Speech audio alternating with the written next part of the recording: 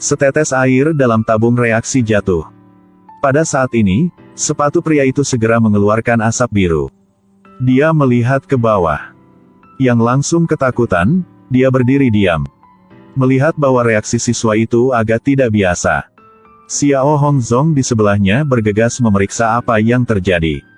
Dia dengan hati-hati mengambil tabung reaksi dari tangan pria itu. Lalu melepas sepatunya. Ini adalah bahan peledak emulsi level 3. Sekarang, di hati kedua guru dan siswa mereka sangat jelas bahwa jika benda ini meledak di dalam ruangan, kalau ringan, sang siswa harus menggunakan kruk.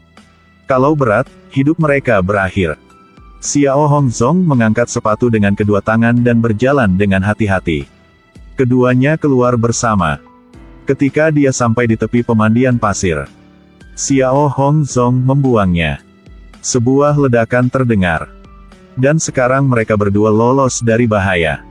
Keterampilan membuat api Xiao Hongzong telah lama terkenal. Sebagai pembuat ranjau di sebuah tambang besar, karirnya dengan cepat melejit. Tetapi meskipun dia telah melakukan peledakan dengan aman selama 20 tahun, setiap kali dia menjalankan tugasnya, dia masih sangat berhati-hati. Hari itu, Xiao Hongzong turun ke terowongan untuk bekerja seperti biasa. Dia mengebor lubang di dinding batu sesuai dengan proses konstruksi. Lalu memasukkannya bahan peledak emulsi. Setelah mengisi lubang dengan lumpur dan tanah liat, Xiao Hongzong menentukan konsentrasi gas di terowongan ini. Setelah memeriksa bahwa tidak ada seorang pun di sini, dia dengan tenang menyalakan detonator.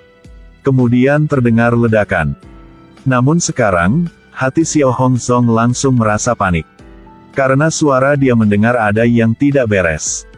Di bawah terowongan kebakaran terjadi, gelombang gas api mengepul. Ini jelas merupakan fenomena pembakaran gas dan debu batu bara. Dengan begitu, dari ledakan yang direncanakan, itu berubah menjadi bakar diri. Ketika Xiao Hongzong bangun, telinganya berdenging, dia bahkan tidak bisa mengingat apa yang terjadi. Paman Din membantunya keluar dengan selamat.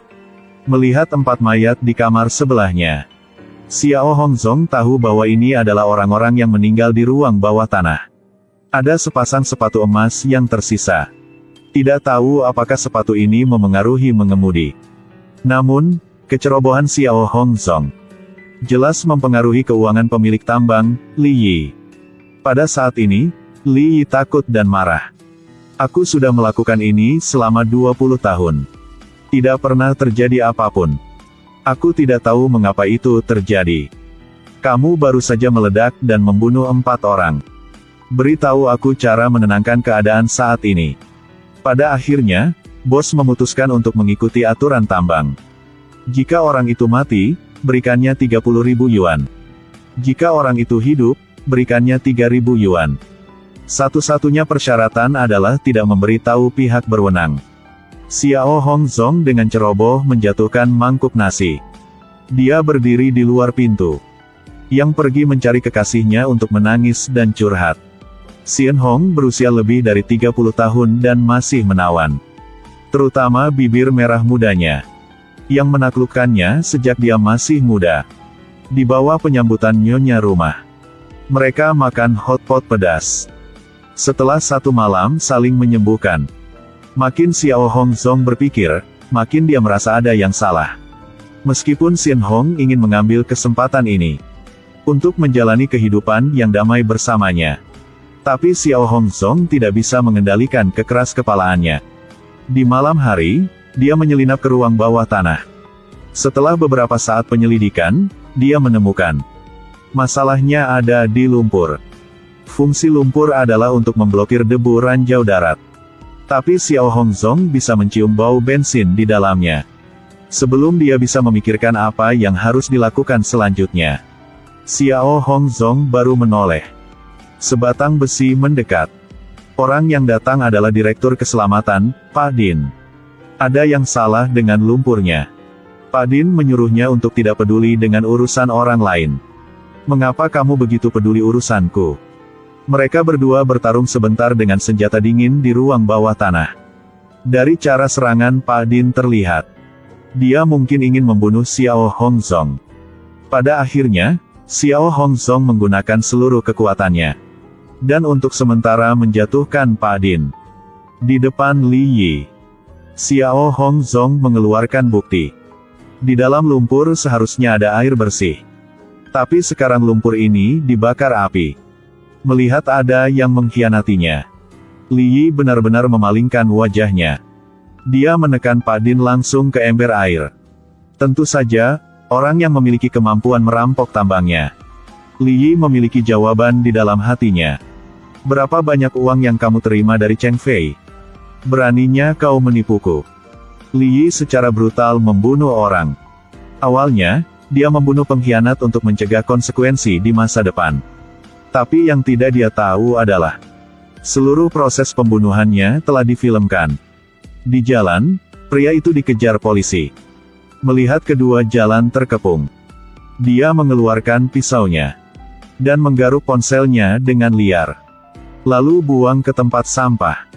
Setelah katoda dan anoda baterai lithium korsleting dan mengeluarkan panas, sebuah ledakan terdengar. Kerumunan di sekitarnya berteriak. Polisi tertarik dengan ledakan itu.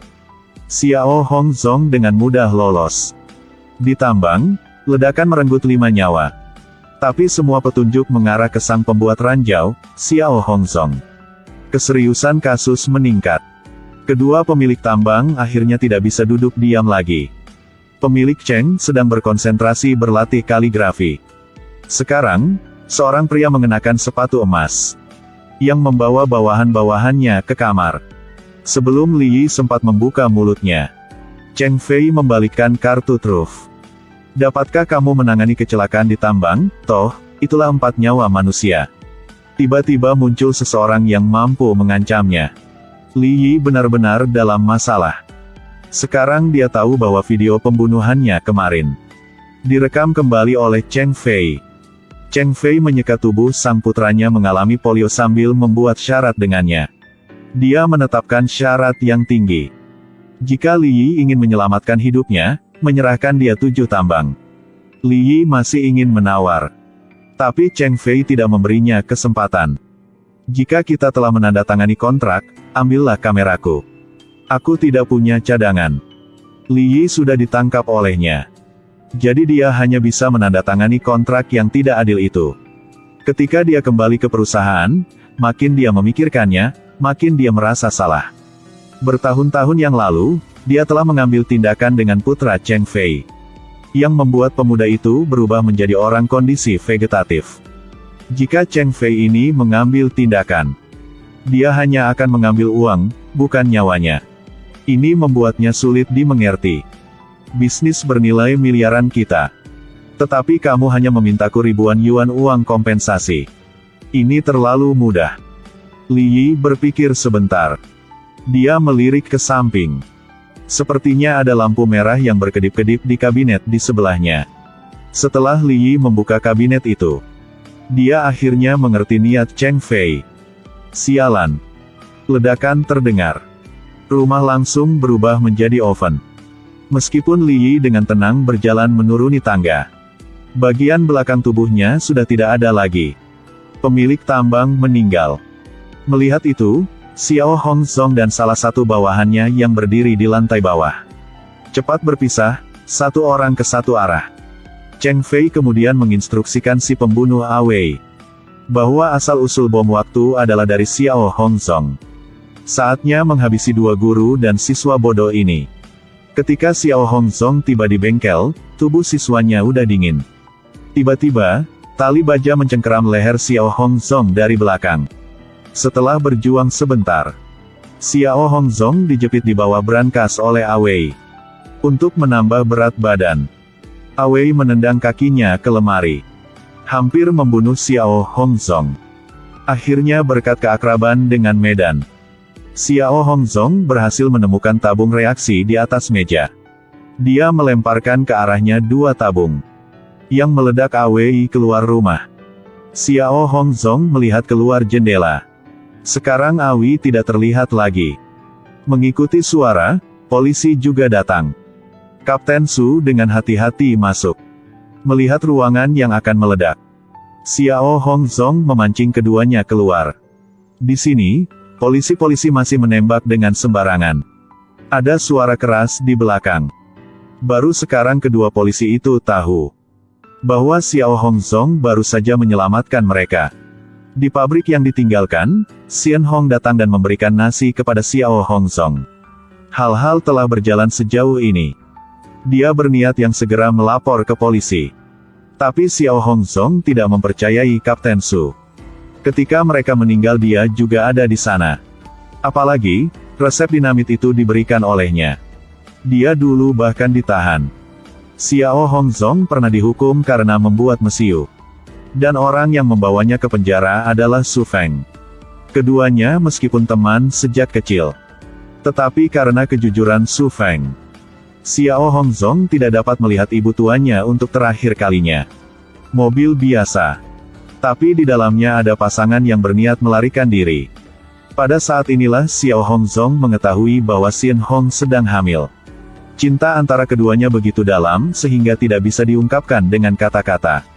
Mereka akhirnya saling berpelukan. Tapi tak lama, ada suara keras di belakang mereka. Awei menabrakkan mobilnya. Di belakang mereka ada tebing setinggi 100 meter. Di depan ada mobil yang siap membunuh mereka. Awei membanting pedal gas, mendorong mobil lurus ke bawah. Mobil telah berguling berkali-kali dari tebing. Pada akhirnya, rusak parah. Menurut Awei, dua orang di dalam mobil mungkin sudah mati. Sang pembunuh yang tidak profesional ini dengan begitu pergi. Adegan semakin dekat. Meski tidak ada airbag di dalam mobil. Dan mobil juga rusak parah. Namun di ruang sempit, selain goresan di kulit, keduanya tidak ada yang khawatir. Setelah membawa Xian Hong ke rumah sakit, Xiao Hongzong meninjau kamera tokonya. Benar saja, dia melihat Awei. Setelah mengkonfirmasi identitas pihak lain, mata Xiao Hongzong memancarkan sinar jahat. Dia menggunakan metode manual untuk membuat bahan peledak. Masukkan daging babi ke dalam air, gunakan wajan besar untuk memasak lemaknya. Tambahkan SNO3, SO4, vaselin dalam rasio yang dibutuhkan. Cangkir nitrogliserin tetes kuning muda ini. Kekuatannya sebanding dengan granat. Setelah merenovasi senter, dia menyebarkan nitrogliserin secara merata pada tisu. Di atas ditutupi dengan bola baja. Seperti itu, senter berubah menjadi senjata. Bisa merenggut nyawa orang kapan saja. Untuk memastikan tidak ada kesalahan, Xiao Hongzong juga melakukan percobaan. Saat ini musuhnya Awei sedang di rumah. Dengan santai makan kentang panggang. Tiba-tiba, dia mendengar suara keras. Jendelanya pecah. Melihat tatapan provokatif Xiao Hongzong di luar jendela, Awei melihatnya, dan pergi keluar. Mereka berdua berkendara ke tambang tanpa ada orang di sekitar. Awei keluar dari mobil dan belum sempat bertindak. Xiao Hongzong sudah siap-siap mengambil tindakan. Dia menekan tombol detonasi. Ledakan udara raksasa menerbangkan Awei. Mobilnya juga rusak di tempat. Xiao Hongzong tidak banyak bicara. Cepat ke arahnya dan menendangnya berulang kali. Siapa yang membiarkanmu melakukannya? Siapa? Di bawah jalan layang, kecelakaan lalu lintas menghalangi jalan Xiao Hongzong. Telepon polisi tapi tetap tidak bisa menghubungi. Cheng Fei mengetuk jendela mobilnya. Cheng Fei melihat Awei diikat di kursi belakang. Dia berniat bernegosiasi dengannya. Jangan salah paham. Aku hanya ingin masuk ke mobil untuk berbicara denganmu. Menyelesaikan masalahmu. Dan juga menyelesaikan masalahku. Setelah masuk ke dalam mobil, Cheng Fei segera menyatakan syaratnya. Dia menghabiskan 15 miliar. Biarkan Xiao Hongzong pergi ke luar negeri selama 20 tahun. Dia mengatakan ini adalah kesempatannya untuk mengubah hidupnya. Tapi Xiao Hongzong tidak berpikir banyak dengan tegas menolak. Takdirku harus ditentukan olehku. Sebagai seorang pengusaha yang berani bernegosiasi, tentu saja ia membawa modal yang cukup. Saat berbicara, sebuah MPV Buick GL8 berhenti di pinggir jalan. Di mobil adalah kekasih Xiao Hongzong. Su Feng memanggil kembali Xiao Hongzong. Tapi sudah terlambat sekarang. Dari isi panggilan telepon, jelas bahwa pihak Cheng Fei telah mencapai kesepakatan. Akulah yang membunuh. Di ruangan gelap, Xiao Hongzong dan Xin Hong saling berpelukan. Kesengsaraan ini berakhir. Mungkin mereka akan menjalani kehidupan yang damai. Dalam tas ada uang tunai 500.000 yuan. Sisanya ada di kartu. Setelah Xiao Hongdong mengatur semua dengan baik-baik di luar negeri, Cheng Fei akan membebaskan Xin Hong dan memberinya kata sandi yang sesuai janji sebelumnya. Xiao Hongzong masuk ke mobil dan berterima kasih padanya. Sebuah truk kecil membawanya ke pinggiran kota. Bagian jalan selanjutnya berubah menjadi mobil perak. Karena kaca mobil terlalu gelap, Xiao Hongzong harus mendekat ke pintu. Pada saat ini, orang di dalam mobil menurunkan jendela. Untungnya, Xiao Hongzong bereaksi dengan cepat. Tembakan Awei dari mobil hampir mengenai wajahnya. Awei memegang pistol dan menembak tanpa pandang bulu dari belakang. Xiao Hongzong di depan berlari seperti orang gila. Dalam perjalanan, Xiao Hongzong bahkan menyelamatkan seorang anak kecil. Di satu tempat adalah titik buta. Awei bergegas maju. Hasilnya Xiao Hongzong menggunakan postur yang sama. Tiba-tiba, satu tembakan. Xiao Hongzong baru saja menjatuhkan Awei. Lihat Cheng Fei tidak memberinya cara untuk hidup. Jadi selanjutnya, mereka terpaksa dalam situasi satu mati, satu hidup. Sebuah truk kecil berisi NH4NO3 menjadi senjata mematikan. Kali ini, Xiao Hongzong memasak sepanci penuh lemak. Puluhan pon bahan peledak. Dengan begitu, semuanya dibuat dengan cara manual. Untuk mendapatkan lebih banyak keuntungan, Xiao Hongzong membawa putra Cheng Fei pergi dari rumah sakit. Itu adalah hari di mana Cheng Fei membuka tambang baru. Kembang api belum meledak. Dia menerima telepon Xiao Hongzong. Malam bersalju ringan. Xiao Hongzong minum sendirian. Dia tahu bahwa melangkah lebih jauh adalah jurang yang dalam. Tetapi di bawah pengejaran sisi baik dan sisi buruk, dia tidak punya jalan kembali lagi. Bahan peledak sisa yang dibuat oleh Xiao Hongzong menjadi kembang api. Adegan kembang api ini sangat indah. Sempurna menghiasi malam bersalju yang suram. Setelah malam yang mewah, Cheng Fei membawa lusinan bawahannya ke pabrik tepat waktu. Menurut aturan menyapa terlebih dahulu, bertindak kemudian. Xiao Hongzong membawa sandera untuk bernegosiasi. Bos Cheng, uang ini kembalikan kepadamu. Aku belum menyentuh sepeser pun. Biarkan kami pergi. Kedua sisi pistol telah menyiapkan amunisi. Mereka mulai bertukar sandera. Cheng Fei melirik bawahan sebagai isyarat kepada mereka untuk bertindak. Ketika para bawahannya menjinakkan bom dari putra Cheng Fei, Xiao Hongzong juga memasukkan tangannya ke sakunya. Memang, setelah pihak lain memastikan bahwa tidak ada yang terluka, Xiao Hongzong segera menekan tombol ledakan di sakunya. Lalu bawa Xiao Hong melewati hujan bom dan peluru.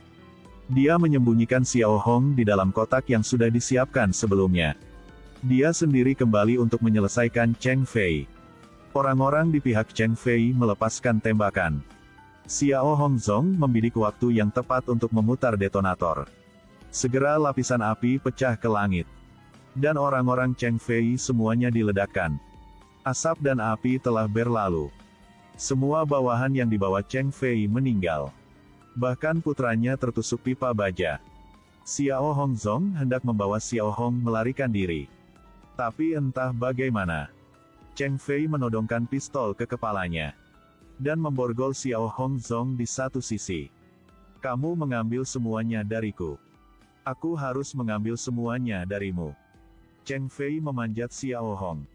Bersiap untuk membunuhnya. Untungnya, saat yang menentukan, suara tembakan terdengar. Jadi tidak terjadi adegan yang memilukan.